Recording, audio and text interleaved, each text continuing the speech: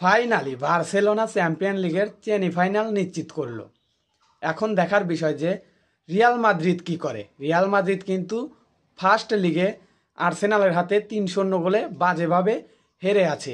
তো এখন Real মাদ্রিদকে comeback করতে হলে আর্সেনালকে 4-0 গোলে হারাতে হবে। তো আমরা মাদ্রিদ ফ্যানরা আশা রাখি যে রিয়াল মাদ্রিদ আর্সেনালকে হারিয়ে চ্যাম্পিয়ন লিগের সেমিফাইনাল নিশ্চিত করবে, কারণ খেলাটা কিন্তু সান্তিয়াগো বার্নাব্যুতে। আর রিয়াল মাদ্রিদের ওপর আমার সর্বোচ্চ বিশ্বাস আছে যে রিয়াল মাদ্রিদ এবারও চ্যাম্পিয়ন লিগের সেমিফাইনাল নিশ্চিত করবে আর্সেনালকে হারিয়ে। তো রিয়াল মাদ্রিদ ফ্যানরা, ফুটবল ফ্যানরা, আজকে আর্সেনাল বনাম রিয়াল মাদ্রিদের ম্যাচের হুবহু স্কোর আমার কমেন্ট বক্সে কমেন্ট করেন, দেখি কারটা সঠিক হয়। খেলাটা কিন্তু সান্তিয়াগো বার্নাব্যুতে, সবাই প্রেডিকশন দিবেন ভেবে চিনতে।